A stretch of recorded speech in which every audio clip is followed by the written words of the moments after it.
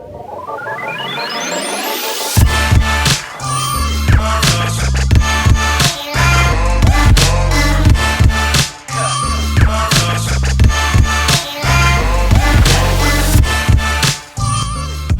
back, everybody, to another episode of the Transfer Portal CFB podcast presented by NoContextCFB. Check out our stuff at thetransferportalcfb.com for articles.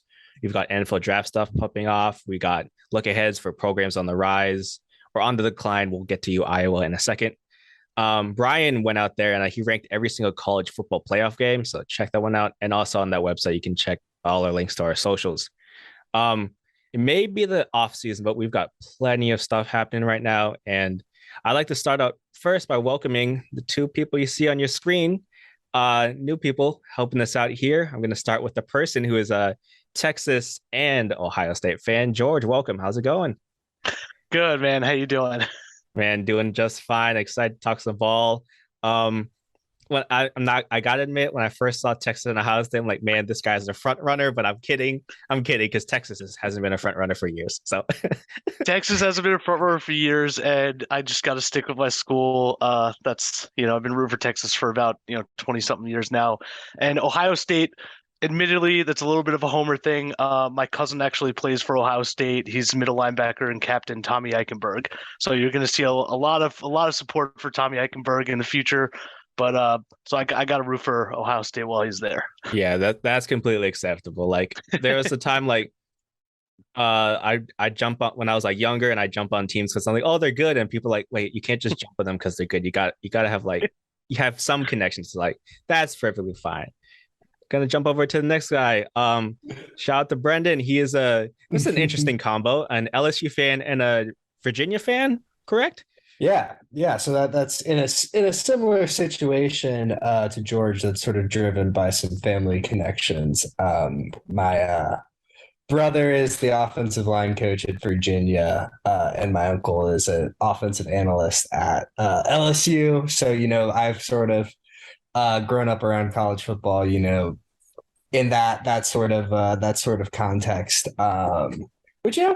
So I've been a fan of a lot of different teams in a lot of different places and a lot of different, levels of winning. I guess I'd say. But so yeah, I'm excited for my first season as a Virginia Cavaliers fan coming up this year. And I'm also happy, just to be here on the platform. George and I are able to combat the lack of representation for bearded men in the college football digital media landscape. I think that's something we're both very excited to be a part of. So yeah, happy to be on the pod. Yeah, appreciate it. And I gotta say, if I tried to grow out any beard or any stash, it would look awful. So I gotta make sure I'm at least semi-clean shaven for every podcast. Also want to shout out, not on the pod, but helping us out with stuff. Shout out to Parker. I believe an Oregon, Missouri, and Tennessee fan. We're going to need an explanation there on pod. And then shout out to Bryce, who's normal and just has one team, Notre Dame. But it's Notre Dame, so we will make fun of Bryce. So diving right into the stuff, checking out what we got right here on our outline. First things first, big news coming from the SEC/Big 12. Texas and Oklahoma are staying in the Big 12 for now until 2025. They were supposed to, people were saying, oh, they're going to jump in 2023, then maybe 2024. And it looked like 2024 was going to be the year. Looks like they're going to be staying a little bit longer. So I'm going to start with George. George, what do you have on these two teams getting stuck here? Here being the Big 12. Yeah, no, a couple things. I did actually like the move of them originally committing to moving to the SEC. I know that's another homer kind of take, trying to jump on the bandwagon of the SEC, but the Big 12, kind of just known as an offensive conference, and SEC always has the representation. But this getting pushed back a little bit. I did a little digging on what caused it, what's going on there, and especially Texas and Oklahoma didn't really have stellar seasons. So from like a purely surface standpoint, Texas, Oklahoma probably could benefit from another year of hopefully beating up on the Big 12. But there's a lot to do with media contracts too. And something I actually learned was the Big 12 signed a 99-year agreement in 2012. And if any team had left before the 99 years was up, which, they're all going to eventually leave, it would cost 2 years of gross revenue, which is about $80 million. So huge, huge hit. And then there was another lineup with Fox and ESPN and some of those TV contracts as well. So apparently the TV contracts are what's really holding it up. But I think Texas might benefit from Quinn Ewers getting another year to play against Big 12 defenses and not necessarily SEC defenses. That's a good point there, especially coming in with the Texas point of view. I really like that. Brandon, jump over to you. What do you got on these two teams sticking in the Big 12 for at least a little bit longer? Yeah, I understand, I think, why some people are a bit surprised, but ultimately, I think the posture from all sides has pretty much stayed the same since this news first broke in 2021. The initial statement from, I believe it was the Texas athletic director at the time was, we're going to stay until 2025. That's when the media rights deal for the Big 12 is due to expire, so that makes a lot of sense. But there was also a passage in the statement that seemed to give Texas a little bit of wiggle room potentially. The idea that they would seek the option that would be best for our athletic program at that time, which I think a lot of people rightfully interpreted as potentially giving them an out to get out of there a little bit early. But ultimately, I think it makes sense. They're avoiding, I think it's been reported by Sports Illustrated and others that they would have to pay a additional fee on top of the $80 million that George mentioned, but they'll have to pay anyways on leaving the conference. So they're saving a little bit of money. I still could see a world where they get out of here after the 2023 season if they decide that the money they would get from the increased revenue in the SEC is worth that extra 20-something million dollars. So I think that there's still a fair amount of waiting and seeing to be done, but the postures remain the same. I don't think Oklahoma for sure really cares all that much about preserving the Bedlam rivalry or anything like that for another year. So it's ultimately going to come down to dollars. Yeah, talked about dollars and cents. We talked about TV contracts and stuff.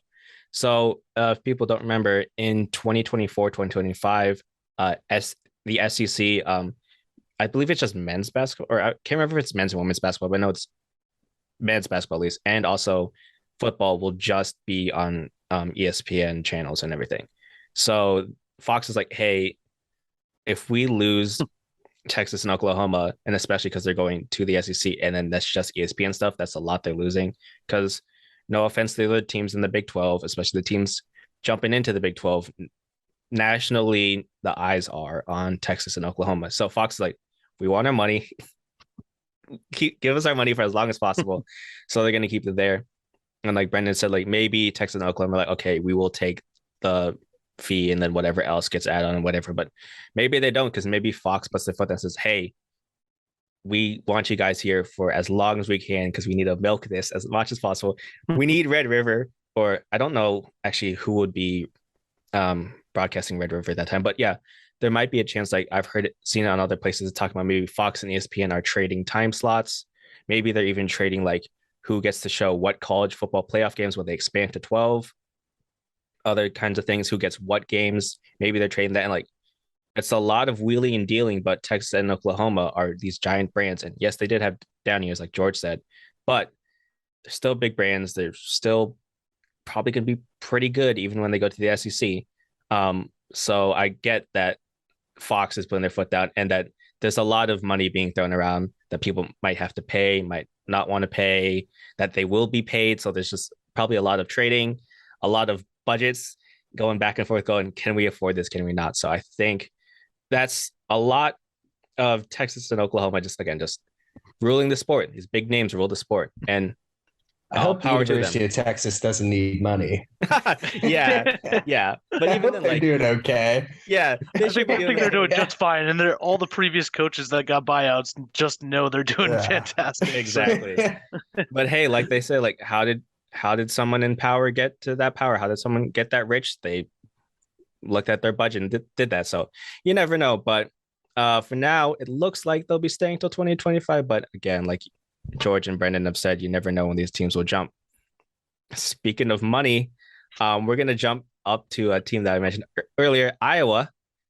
So shout out to Dan who wrote on the website a little bit about Brian Ferentz's new contract. And Brendan, I'll go to you on this one.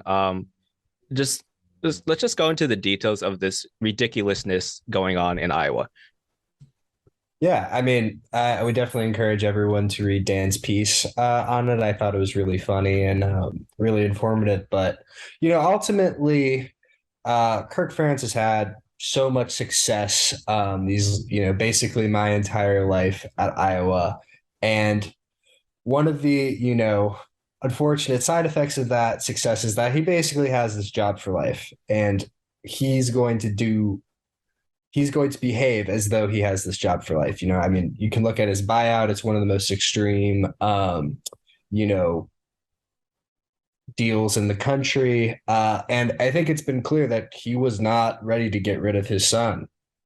Throughout the whole season, you see how some in certain instances how he responded to reporters that were critical of the offense in press conferences. But ultimately, I think it's a tough scene, man. It's a tough scene because it should be just a charmed life to be the Iowa offensive coordinator. You look at a team that last year, if they would have scored 11 points in every game, they would have been a 10-win team. The margins are that good for what the offense can do. And they've also gotten a lot of really, really great players in through their program on the offensive side of the ball.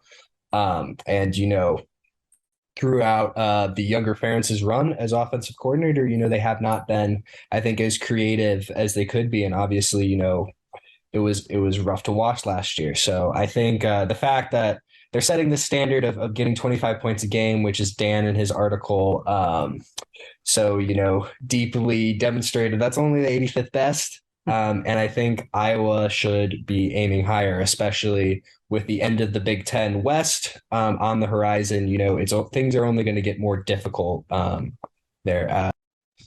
And this has to be run by boosters, right? Like, if we're being honest, like, they're probably okay with Kurt Friends, like, just because he's been around so long. He actually has had a lot of success, but I mean, they're looking at a completely inept offense, and they just brought in Cade McNamara from Michigan.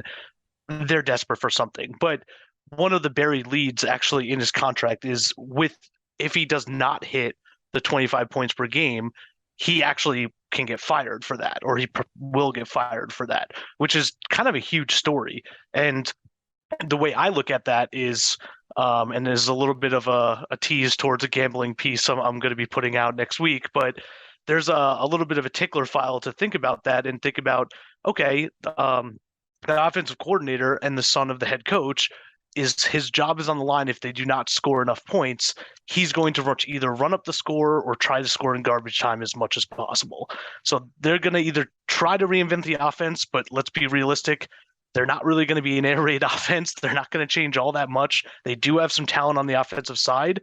I think they're going to try and push the ball in dead time and garbage time, and or if some out of conference games, anything that they can to try to just beef up that points per game, because it's a cumulative total that goes through the whole season.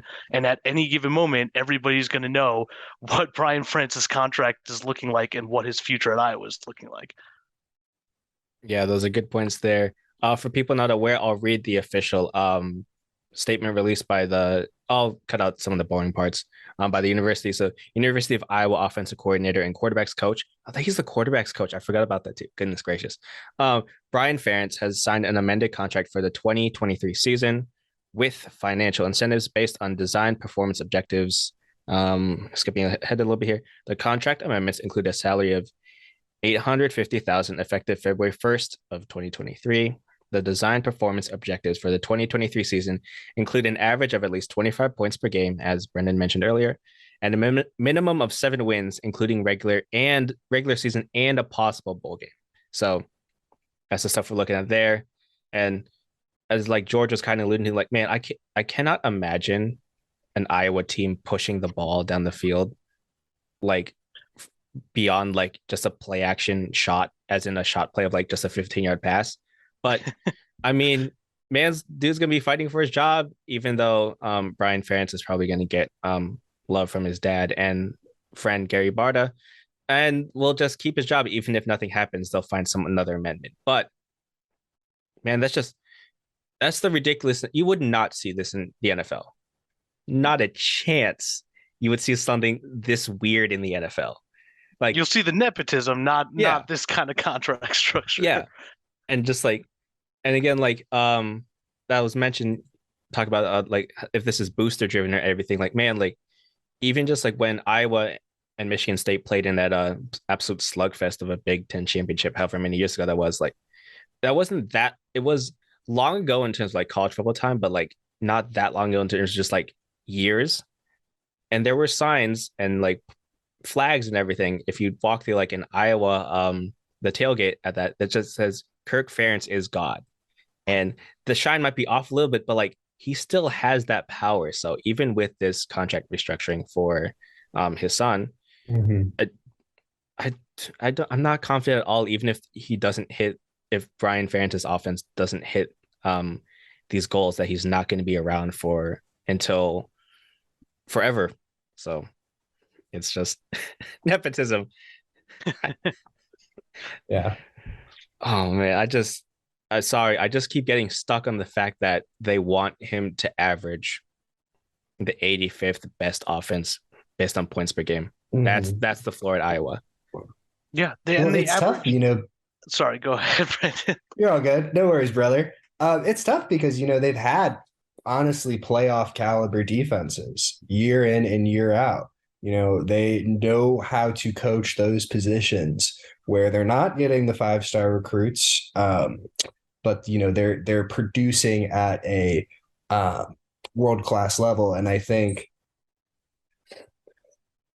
we're seeing Wisconsin is rejecting tradition and embracing modernity, at least to some extent here with their offensive hire. They're looking to change the perception of their program, and I think Iowa's wasting time and not doing the same. Yeah, I think this might have been a shove in the right direction by either boosters or the athletic director to try to kind of force them to pick up some 21st century college football. And just even looking at their stats, like Iowa averaged 17.7 points per game. It's incredibly low. They had 3 games which they scored 10 points or less, and they won one of them. So it's an insane stat to think about. It was an FCS. It was an FCS opponent. It was South Dakota. I mean, a very, very, very good FCS team. Yeah, the national champion, sure, but still, come on, Iowa. Still, man. We talked about oh my goodness. If we stay on this, we will keep laughing for like another half hour. So I have to move us on. Talked about how Iowa doesn't really get recruits on the offensive end. More coordinator news. Yeah, more coordinator news. Moving on to Miami, where they do get a lot of talent, thanks to Mario Cristobal going there. That's something he's been known for at all of his coaching stops, whether as a coordinator or as a head coach. He just brings in talent. But it's also been known that his coordinators don't always stick around for a long time. And after Josh Gaddis was fired, I forgot already when he was fired. Kevin Steele, the defensive coordinator for Miami, after just 1 year there, has jumped and gone to Alabama. If I was Kevin Steele, I would have done the same thing. I'm gonna go to Brendan first here. So, what do you have on just this whole situation about Kevin Steele just leaving after a year? I mean, the vibes in Coral Gables are quite atrocious. As far as any Power 5 program, especially like a helmet program, that I think people are really checking for every season, regardless of what happened the year before. I don't think it's surprising to see, both coordinators end up, being pushed out of the door in one way or another. From an Alabama perspective, I think the reaction to both of their coordinator hires with Tommy Rees as well coming over to take over the offense has been a little bit confused. I think it's fair to say that, especially in terms of just a recent memory kind of thing, that these hires have a little bit less juice than I think your average Alabama fan would be expecting. Um, especially if you're just looking at the 2022 Notre Dame offense and the 2022 Miami Hurricane defense. It's kind of, you think as the sort of what we think is kind of the eternal like evil empire. You should be able to hit a little harder than that, but at the same time, I don't know exactly how much it really matters who the defensive coordinator at Alabama is. The Alabama defense is going to be ready to play. So I think Miami found a great replacement with Lance Guidry. I mean, the Marshall Thundering Herd had one of the best defenses in the country, let alone in just the group of 5 teams. He's a really great ball coach. He's been around South Florida, got deep Louisiana connections, which, the University of Miami has historically recruited very well. That's been, an important out-of-state territory for them. So I think that Miami is certainly moving in the right direction, and I'm not in a position to say that Alabama is moving in any direction, but a slow march. Yeah, Alabama, I wouldn't say they're moving in a negative direction, but they're maybe plateauing, which for Alabama is a completely negative direction for them if they didn't win a national championship the year before. But some of the Alabama talent might be able to hide some of the, maybe not perfect scheming for some of their underwhelming hires. So I'd say I'm not super concerned about Alabama, and I'm actually not super concerned about Miami. I know it was a little bit of a rough start for Mario Cristobal, but I think he's in pretty good shape. I do agree the Lance Guidry hire was very, very good, but I think they'll be moving in the right direction. I believe they have Tyler Van Dyke coming back as well, right? So just continuity on some of their more major offensive pieces, I think will help ease some of the transition that they might be having.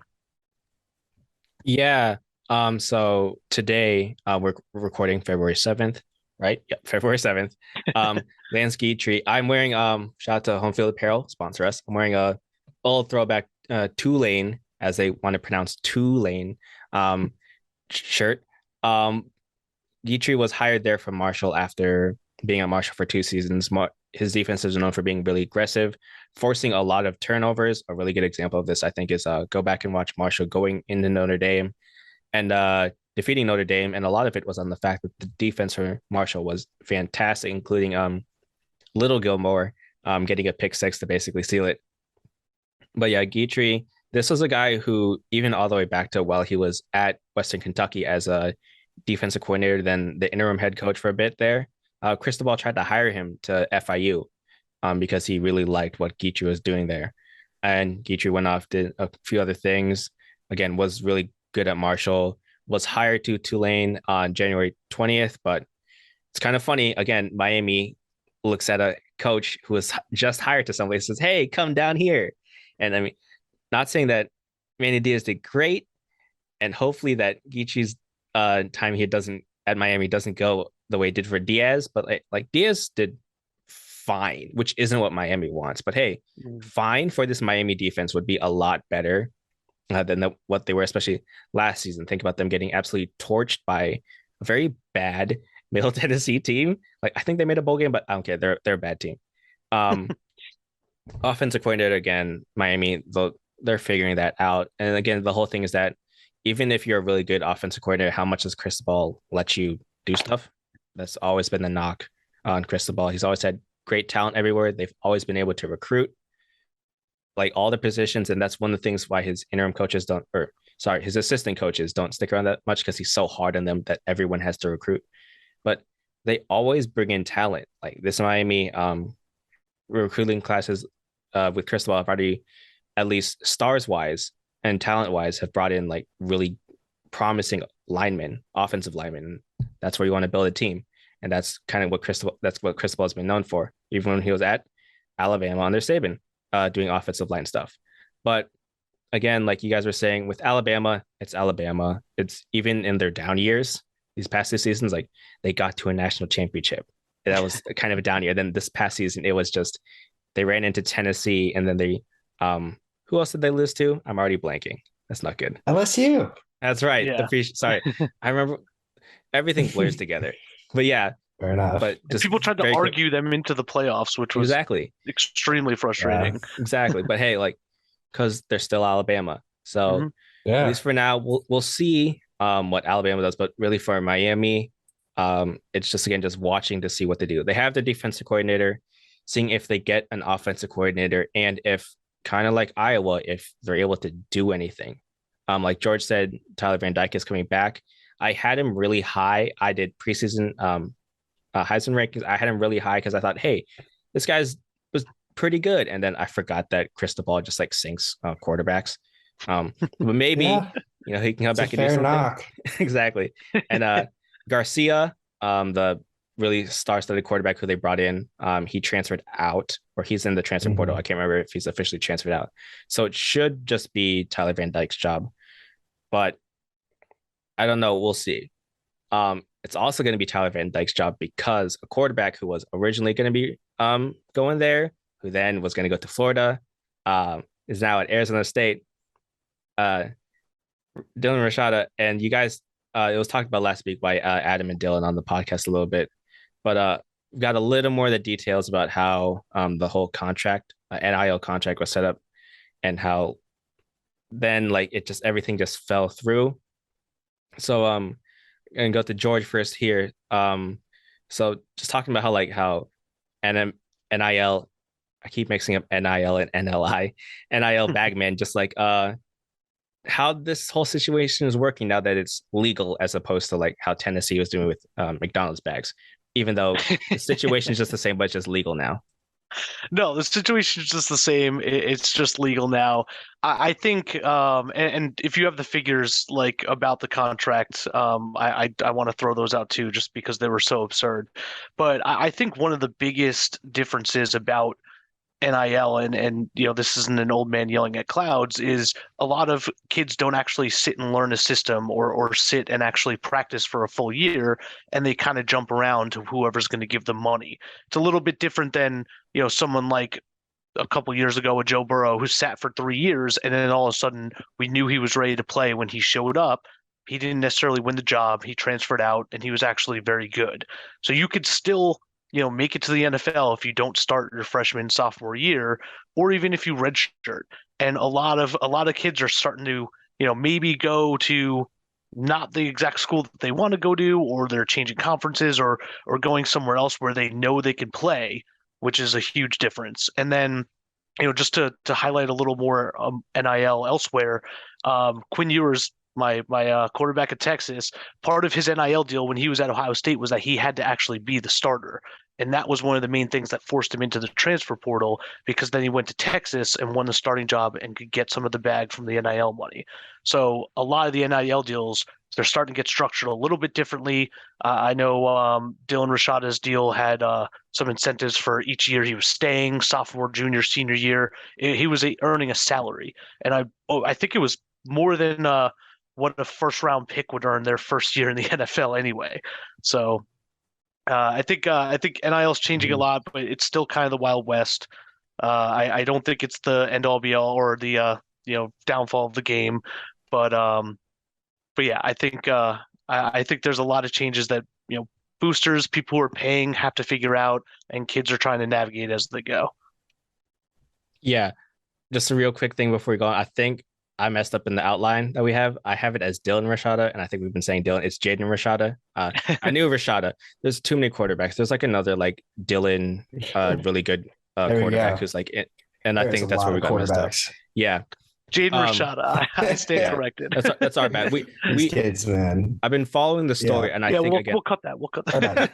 I think I just ran into so many good, talented quarterbacks. Brendan, you were about to say something before I fixed our error. Yeah, absolutely. No, I mean, I think first foremost, I want to give some credit to Stuart Mandel and Andy Staples of The Athletic. Came out with a really detailed piece yesterday. As of time of recording, that sort of went through the kind of Jaden's whole process from with his whole recruitment. And I think when you think about a lot of the points that people rightly made before the NIL legislation was finalized, about how we need to do more to protect players from, these various forms of exploitation, where there's this massive $1 billion industry that is, propped up on the work of these young men. What we see in Mr. Staples and Mandel's story ain't that. It ain't that. Um, I think that some of the things that really like stood out to me on in terms of with this contract was just how Jaden was sort of set up to fail kind of at the end. Sort of the point that really stood out is that he was being represented by sort of a quasi NIL agency that did business with the lawyer of the collective that was giving him the money, which in any sort of verified regulated business would be a major red flag. And so ultimately they offer Florida. This is I should make it clear, is the Florida, the Gator Collective, Gator Guard, NIL collective infrastructure that they built there, offered him a deal that they should have known, and if they didn't know that they were completely derelict in their responsibilities, that it was against the NCAA rules. You cannot pay a kid $500,000 a couple days before the early signing period. You can't do that. That's something that is frowned upon by the NCAA and whatever weird ghoulish corpse with fingernails still growing. I think I've heard it called this type of situation the NCAA is in right now. It's still against the rules. And that was a clause in the contract, is that, oh, hey, if we decide that this contract is going to put the university in trouble, then we can kill it. And that's what happened. And they did it with 3 days before he was supposed to get his first payment, and sort of dragged him along his entire recruitment, in that bad situation. And I think that it's really disappointing, because the article, I think, paints a picture of a young man and his family that are just looking to get the best deal for themselves. And for all that effort and all that negative attention and scrutiny that was put on Jaden at a really young age, the media attention, the attention from other recruits when he would be on the camp circuit, media, various other just negative connotations that come from being the kid that's getting these huge offers. And I think it's just, a really unfortunate story. And I just wish Jaden all the best. Yeah. It's super unfortunate. And that's kind of like, there's like a negative side to the NIL, and that's whenever you put money into something or there's money floating around, you're going to have some bad actors, and you're going to have people try to take advantage of some contract situations. Yeah, and for Jaden, when he talked about finally like committing to Arizona State and on the second National Signing Day, he was talking about how this is where he wants to be, how it's like his dad played there, I believe, and how like this is really his home. He's a California kid, correct? I actually don't know where he's from. Yeah. All I remember is that his dad actually played at Arizona State. Yeah, I believe he's a California kid, so like that's closer. Like it's not that he didn't want to play at Miami and Florida. Like, of course, it's not always just about the money. Like kids, they're not just about they're looking at the other stuff, but just coming in and adding the fact that this NIL deal fell apart. And again, who knows what happened at Miami to cause him to leave there. But I think it's again like I think it's the best for him that he did end up at Arizona State, especially with Kenny Dillingham there and an offensive oriented team. And even though they're probably going to get hit with like a bunch of sanctions or something from all the Herm Edwards stuff, I still think he's going to be fine there. And I think at the end of the day, it's a good situation for Rashada that he got there. And assuming that he can live up to his potential, he probably won't get like the massive money that was in this deal, but he'll get a good amount. And who knows, maybe he'll be in the NFL, and this will just be a cool story for him to talk about. Yeah, maybe he'll make way more money and not have to worry about the NIL deal that fell through. Exactly. Yeah. speaking of things falling through, we're gonna jump to just talking about some teams this last season that started out great or failed or just weren't good at all. We're gonna go first and foremost to team that everyone likes to talk about, and they have all this talent. They have this coach who's known. Well, people in college football know he's not, but he's known as a quarterback guru. Um, Shout out to Jimbo Fisher and Texas A&M. This really good team, talent wise. Again, Jimbo has that gigantic oil contract, as I like to call it. Just great recruiting classes, and they always have good teams. Like again, like I said earlier, we got draft stuff coming out. There's a good amount of Texas A&M guys. Last year when we were doing draft stuff, there's a good amount of Texas A&M guys on both sides of the ball because they just have really good dudes, and they show time and again. Like even this season, they had Alabama, they had them until Jimbo decided to run that disgustingly awful play on the final play of regulation. That was the worst thing I've ever seen. But yeah, we'll go to Brendan and just what do you have on this absolute nosedive of a season that wasn't it's honestly it kind of was expected at Texas A&M because that's how they are, but like I didn't think it was gonna be this bad. Did you think it was gonna be this bad? No, they were like a top three preseason team. I mean, like I was around some Texas A&M fans before the season, and it was all great.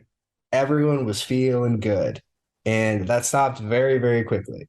I think the good vibes definitely permanently died after the App State game, and I mean this is similar to Miami. Is another program which maybe hasn't actually won that many games historically, but we still think of it that way, because of their ability to get talent.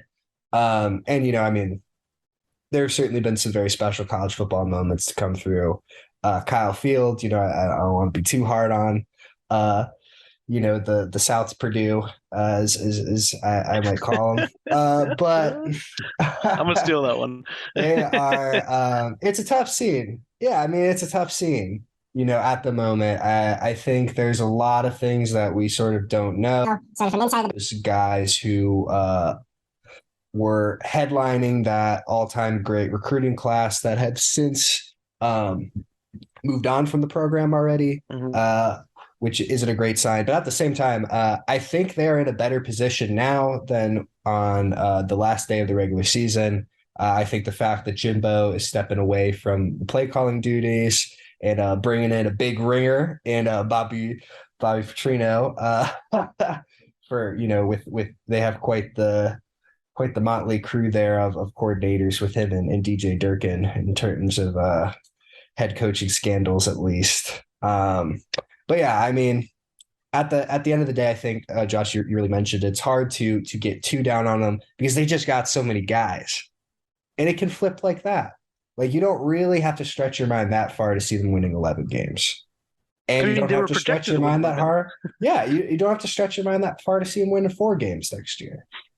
So I think I'd be a fool if I said I knew what exactly is going on in College Station at any time. I would be a fool to say that. But I would especially be a fool right now. So we'll see. I think you don't have to. It's not a stretch to say they could win 11 games. I think it was a huge stretch to say they would only win 4 games or however many they won. Looking at this season before the season, I mean, Brendan mentioned it, but they had the number 1 all-time recruiting class in 2022, and then their past 5 years, I think they have not had a class under top 10. They do have dudes everywhere. They recruit really, really well. Jimbo recruits really, really well. I think they just couldn't put it together. They have a lot of the skill positions, and truthfully, I think they haven't recruited quarterback traditionally well, and they couldn't really put it together in the quarterback position. There were some injuries. They had the transfer, I'm blanking on his name now, from LSU, and they just none of them could really put together the offense or put together scoring points, and they kind of looked inept, especially against teams like App State and stuff like that. So I don't think hell is completely frozen over and that they're completely gone. But I do think that it's a little scarier under the hood than I think than people realized, and that was a pretty large wake up call for that season to go the way it did, especially with all the transfers, kind of bouncing out of town. So I think if Jimbo see it, I don't want to say he's on a hot seat, but his seat is got to be warming up a little bit because those boosters with all that oil money, they're not waiting around for another subpar 5-win, 4-win season. If that happens again, there's going to be a lot of questions asked. Yeah, a lot of questions. And in Aggie land, a lot of questions a little bit north to a team who will be joining them in the conference. We talked about them a little bit off the field earlier, but now we're going to talk about Oklahoma. Is Brent Venables in trouble? Like, is he seriously in trouble, George? Like, I know you as a Texas fan, do you want him to be in trouble? I feel like you put together this outline just for me because seeing Texas A&M completely struggle and have Jimbo Fisher fall on his face, at least for this past year, and then see Oklahoma not even be able to spin its wheels and gather any offense, even with a pretty good transfer quarterback of Dylan Gabriel. I think Brent Venables is in trouble. And the reason I think he's in trouble is they had a pretty good recruiting class, and he's a defensive-minded guy, defensive coach, very, very famous for his defensive coordinator work at Clemson, and they were 99th in the country in defense. Absolutely unacceptable, especially for, you're playing against not the strongest conference. There's a lot of games that they played, again, in Big 12 conference and their out-of-conference schedule that they shouldn't be giving up the amount of points that they're giving up. So I think he's in trouble solely because if he can't get, with the talent that they have there, the defense to be even in the top 50% in the country, that's a pretty big alarm bell that's going off for Brent Venables' team. Yeah, I mean, I think we saw, obviously a team that didn't have the identity that we're used to seeing from Oklahoma last year. I mean, this is a program that really, like, not even in our lifetime, in our parents' lifetime, and potentially in our grandparents' lifetime, have been good. They've been good the whole time, and I think this is a lot of fans' first experience with mediocrity, and I can understand why that puts a lot of people on edge. Provokes these conversations about Venables, but at the same time, I think they're going to be okay. I think they're going to be fine. I think they're going to be back to where they should be soon. I mean, I think they've done a very good job portaling up this offseason. I think one of the major places that they were down last year was in the offensive line. I mean, the interior of their offensive line was always really good under Lincoln Riley, and it was a major part of what they did with their counter run game, which I think is when it's hitting is one of the most fun things that we've seen in college football in the last couple of years. And the offensive line was really below what we'd used to been seeing. I mean, they brought in a new offensive line coach and struggled a little bit, but they've been portaling up in that position group in particular. They got Walter Rouse from Stanford, who's one of the better tackle prospects on the market at the transfer portal. So, and just, it's almost like, I mean, we see great programs with all the resources in the world struggle and falter and lose games. But at the same time, it's just kind of hard for me to imagine that a sustained losing period at the University of Oklahoma. But if it is looking like that, then George, I think you're right. I think he's out of there after next year. I think. Hey, as a Texas fan, there's a little bit of sustained losing, even with I'll steal your phrase here because I love it, but helmet programs. But the boosters really don't like it. So yeah, there's going to be, if Venables has another subpar year, there's going to be a lot. His seat's going to be pretty hot, especially when they're heading to the SEC in now 2 years. Yeah, just my biggest concern is, like, if they were staying in the Big 12 for longer, I think he'd be fine because they're like, okay, like, he'll build up something and he'll figure it out eventually. But you're going to the SEC and you're going fast, and it might be faster if Fox and ESPN can figure out their trades or something, and then they go next year already. But for Venables, I think again, like he was at Oklahoma already. He kind of left, whatever, came back. It kind of felt like oh, we just know this guy, and he's a big name. We're gonna hire him, kind of hire when they hired him. And after Lincoln Riley just left them, so I have no idea. I was really high in Oklahoma, but I was a little scared of Oklahoma because I thought their defense was going to be great, and Lincoln Riley leaving and taking Caleb Williams, I was like, thank goodness, get him as far away from me as possible and all the way to the West Coast. But then Dylan Gabriel, I was a huge fan of his at UCF, so I think when I saw him come in, I said, okay, their offense is going to start clicking again, but I guess not. So we'll see how he does next year. Yeah, Gabriel, I had him as I believe shot to the moon. I had him as a second overall in my Heisman preseason rankings. So I really believed in him, and like he was pretty good, but again, just the whole team around that was iffy. But hey, he transferred in from UCF. Good for him. Hopefully up his stock again, coming back for another season. Another team that had transfer quarterbacks, and they had a better start than Oklahoma at least, and then it faded so fast. Starting off with the terrible loss to LSU. Ole Miss. Jackson Dart came in as the swaggering black dude. He was, when he played that a bit at USC, he looked fun, especially for a freshman. And so everyone thought, oh, he'd come in, step in after Matt Corral had an amazing career at Ole Miss. And he'd just do just fine. Maybe there'd be a little bit of a drop off, and the drop off was insane, especially considering Zach Evans came in, talented running back. They had Quinton Judkins, really, really good freshman running back, broke all kinds of records in the SEC. The running game was great. The rest of Ole Miss was very, very weird. Brendan, what's up with Lane Kiffin and these teams? Like, they just seem like they have so much talent, and then they just hit a really hard ceiling and then they crash. Yeah. I mean, the margins are thin in the SEC, man. Like, and I think the thing that you got to give Ole Miss credit for is they're behaving that way. Like, I mean, they got Jackson Dart in the seventh circle of hell right now. They're bringing in multiple big time transfer quarterbacks.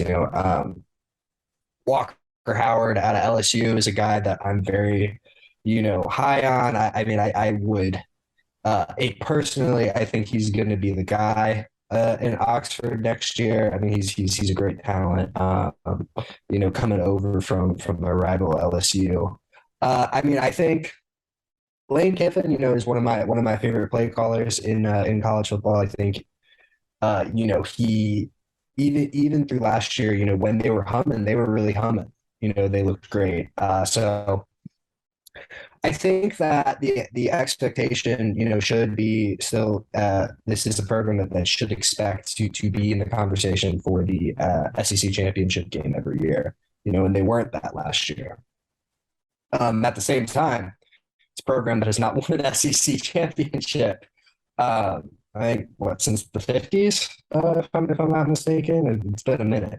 So I think that Kiffin has earned a bit of grace here. I don't think he should be on the hot seat at any time next year. Even if it is a similar season, or maybe even lose another game or two. But I think I'm going to be interested to see what happens.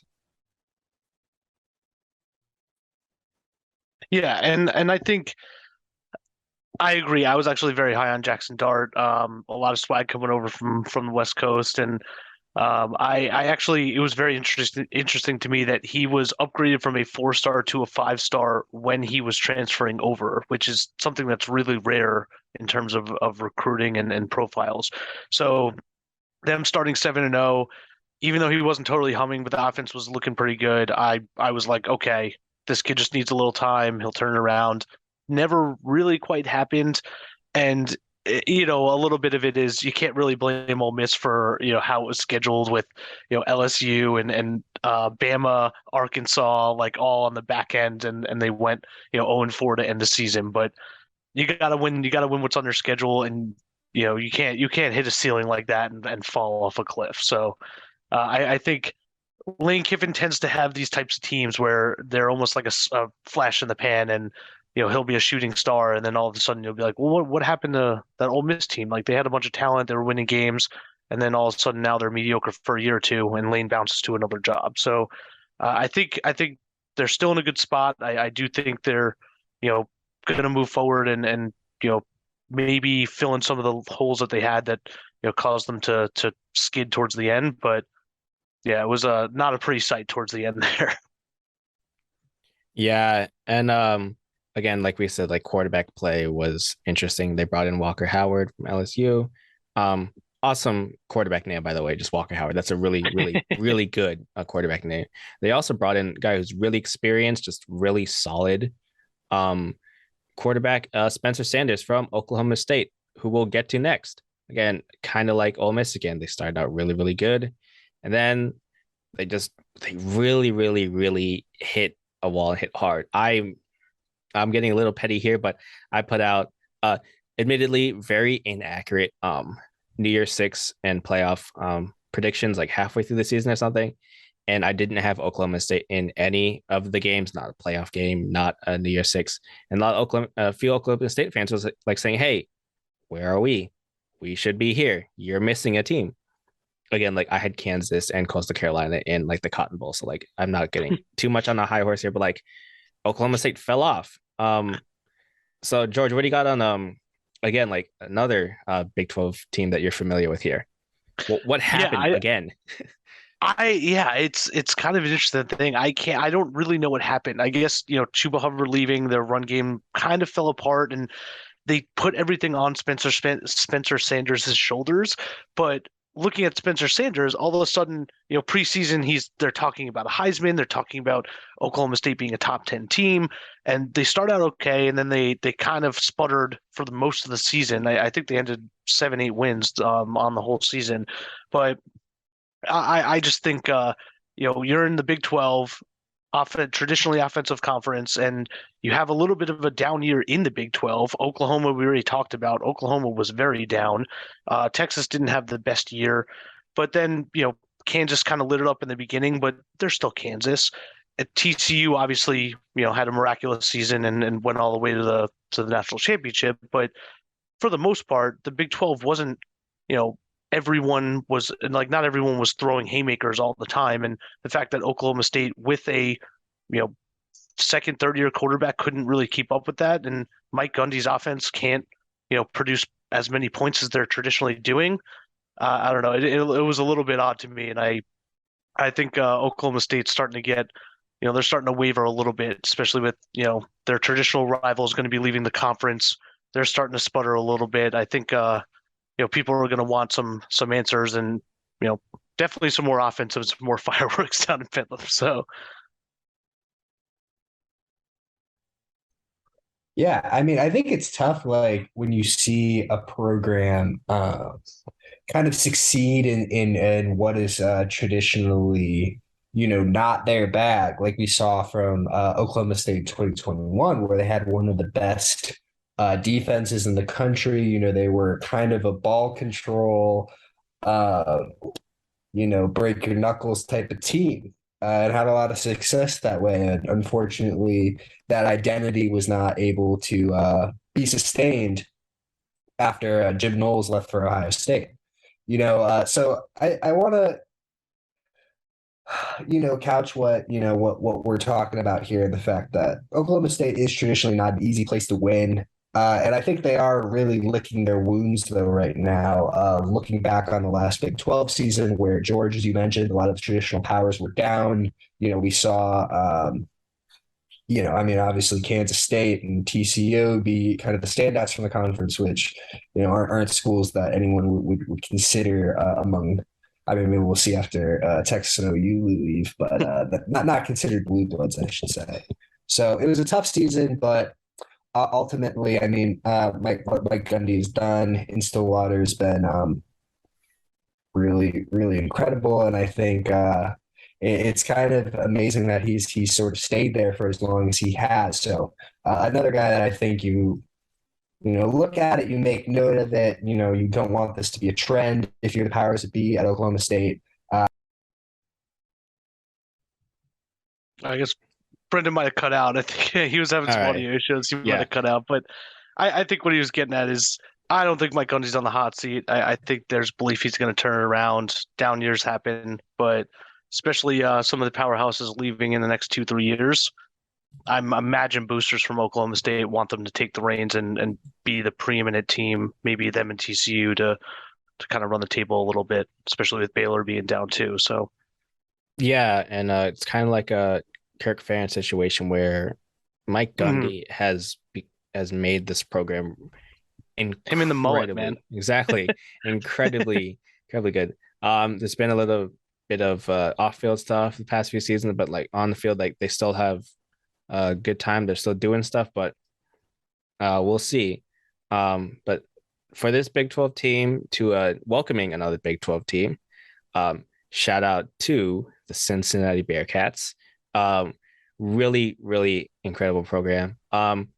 It's kind of crazy because I thought that their head coach, former head coach, Luke Fickell, especially after bringing them to a college football playoff and doing all that stuff, that they were going to be fantastic and they were going to be set for a long time, especially with Oklahoma and Texas jumping. And then Luke Fickell leaves for Wisconsin, which was interesting. And then they're still going to the Big 12. And beyond like having a really, really fun and interesting thing on Twitter where they were like revealing their new schedule, I'm really unsure of what, since at least for this year and like even into the future, like what's going to happen with Cincinnati. So Brendan, I'm gonna go to you. Like, what's Cincinnati gonna look like? Yeah, I appreciate you throwing that to me. My apologies, my laptop died while plugged into the wall here, so I had to scramble a little bit. Appreciate you guys bearing with me. But I mean, Cincinnati is a program that's definitely near and dear to my heart. I'm from Ohio. A lot of my best friends go to Cincinnati. I've got family that's employed by the university, so I really like to see when good things happen for the Bearcats. So last couple of years have been so much fun, and I think the decision to replace Fickell with Scott Satterfield was one of the more befuddling coaching hires that I think I for me at least, of the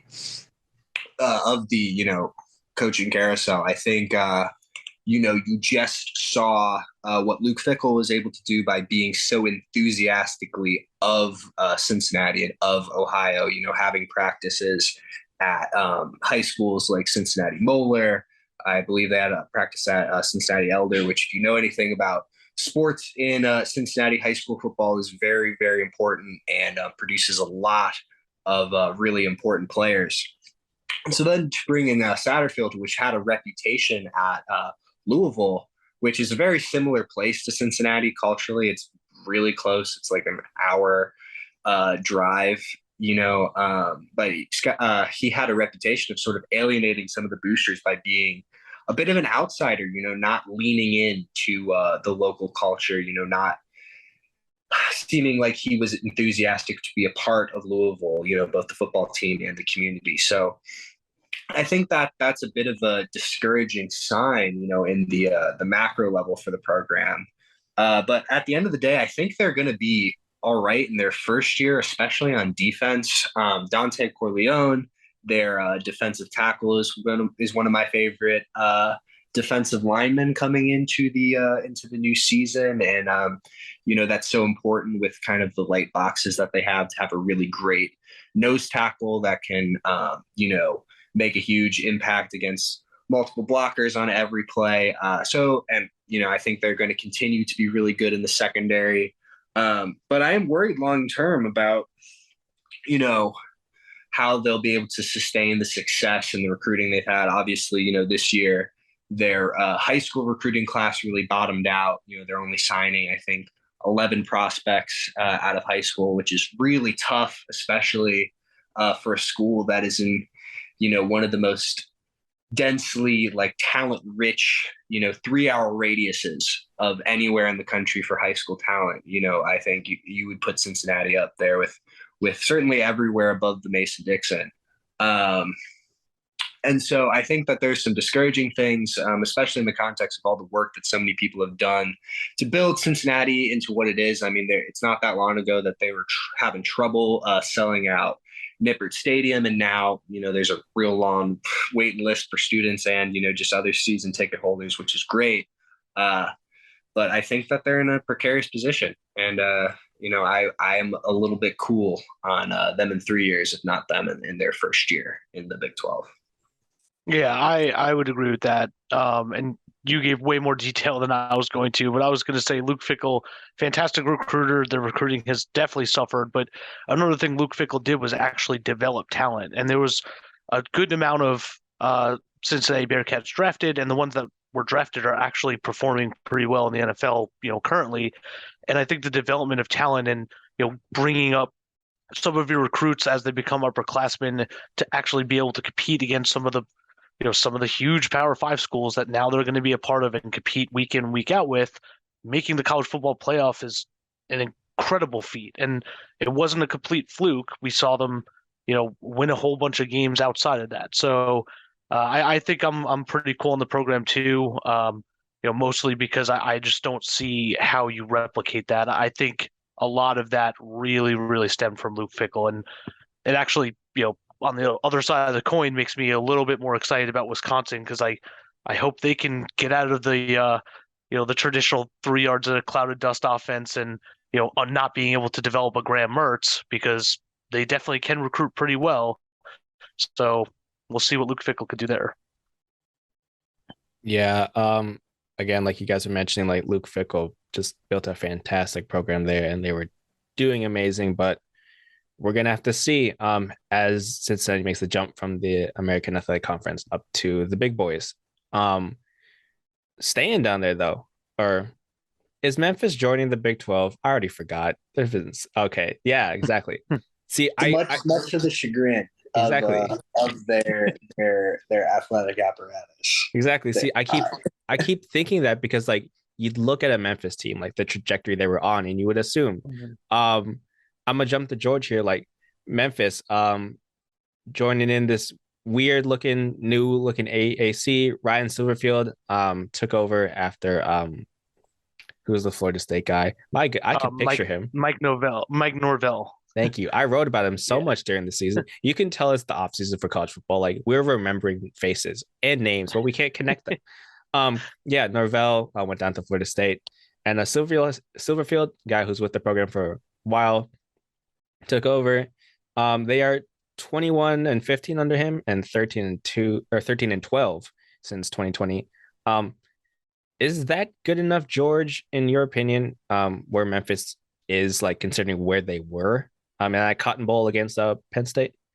I don't think so. I think my biggest issue with Memphis is coming from the previous regime, previous coach. Mike Norvell actually took over a pretty solid program, an 8-9 win program, and actually took them into becoming an incredible program.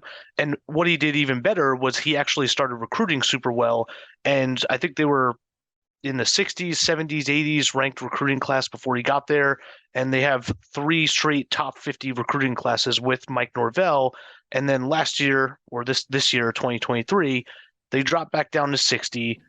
Mike Norvell is gone, and you could see already what he's doing at Florida State. So he's already building up Florida State. They're looking a lot better. They're a lot of people's dark horse for this year.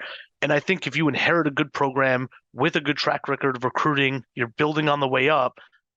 This has been at very, very best a plateau for Ryan Silverfield. So I'm to use what we used on Cincinnati, I'm a little cooler on this program on Memphis for the next outlook of 3 to 5 years. I think they can kind of maintain where they're at currently, but once the recruiting starts slipping down and you don't continue to build around what you have, I don't see them maintaining the level of 9-10 wins for the foreseeable future. Yeah, I mean, I definitely agree with a lot of your points there. I don't want to give the impression that I think that Ryan Silverfield is not a good coach, because I think it's worth mentioning that he was a big part of the highs that Memphis had, at the end of the 2010 the offensive line coach and the run game coordinator, which obviously, man, he was responsible for sort of a lot of their identity, and what they were really good at at that time. So at the same time, I mean, when you look at the new look American Athletic Conference, Memphis stands out as the team that should be the boss hog of that conference. Like obviously Tulane's coming off a great year, but Memphis just being situated in another really, really talent rich area, close to a lot of the prospects in Mississippi. I mean, that's the whole pitch for why Arkansas State is such a great job. Memphis high school recruiting is a major institution in the sport of college football.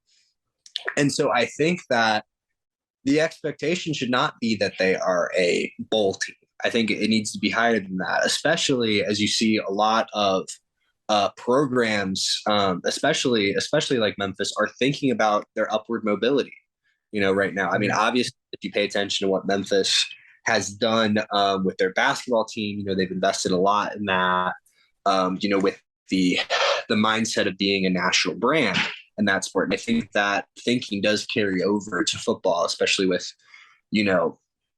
them openly pining and campaigning to be a part of the Big 12. And I think the fact that they didn't make it stings. And I think that,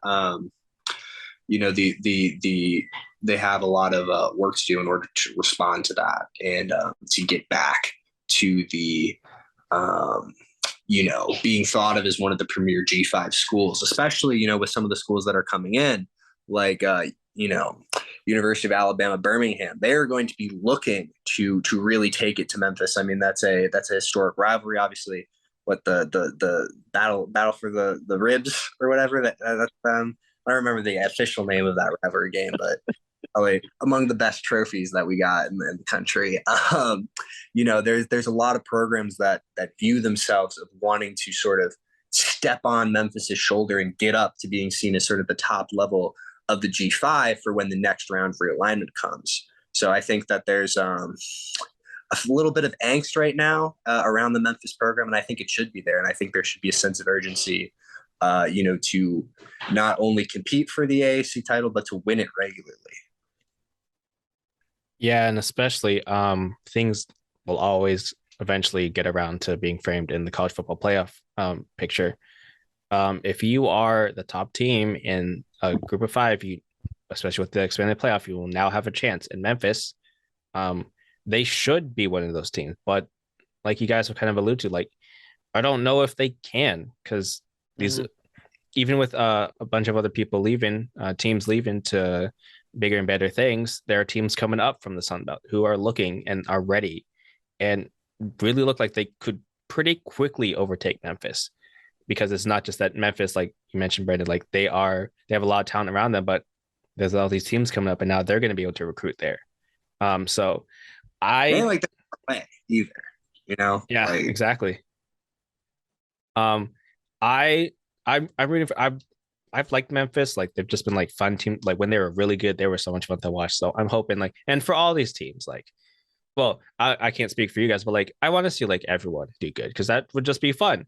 But especially for, like, for Memphis and Cincinnati, like these teams who were kind of smaller schools and were kind of fun to watch compared to the Power Five. But I have no idea. I agree. What can happen. Seeing some of them is kind of fun, but you got to jump on the hate train for some of these teams. So I was gonna say, not that I root for teams to specifically fail, but I'm not giving any tears away for Oklahoma and Texas A&M. So yeah, that's fair. But no, the fun teams like Cincinnati and Memphis, they're good stories, So yeah, good stories. This is a good podcast, gentlemen. Before we go, George, you teased out a little bit there. You said you had a gambling article or something like that coming out next week. Yeah, so I'm going to have a gambling article coming out next week. I'm going to have a little bit of a 2020 season in review in terms of some gambling trends and stuff. And then I want to start, piecing out some articles about some gambling tickler files, some things to look forward to. You put it on the back burner, and then you remember it when the season comes around. Those are some trends you want to pick up on. Nice. Brendan, how about you? Anything coming up for you? I got some. The first of my draft scouting reports will be up on the site by this weekend. So excited to finish those up. Sweet. All right. And on my end, you if you are familiar with my articles, they're like I make them into series sometimes because like they're just so long. But like it's the off season. Like we can do filler. Like last season when I did like conference realignment stuff, that was really fun. And so I'll figure out something. You'll be seeing stuff. So shout out to everybody again for listening. Shout out Brandon, shout out George. Shout out to everyone new. Shout out to everyone listening. This is a great podcast, and we'll see what happens. Oh, before we go, just a quick thing, just for us. Quick score predictions for I'm gonna call it the big game because of like copyright stuff. So for the big game Sunday, I said Eagles 27, Chiefs 17. What about Brandon? We'll go to you real quick. Ooh, put me on the spot here. I don't know. I'm gonna go. Chiefs 31, Eagles 28. Ooh, okay. Oh, right. I was gonna go Chiefs 31, Eagles 27. So same brain, same beard, same. Well, not really, but same beard, same brain. But also the over under. A little bit of gambling talk. The over under is 50.5. I think it's going over. So that's my pick. If you stayed to the end and if you take that and hit, let us know. Hit us up. So appreciate y'all for sticking around. It's a great podcast. And we'll see y'all next week on another edition of the Transfer Portal CFB podcast presented by NoContextCFB.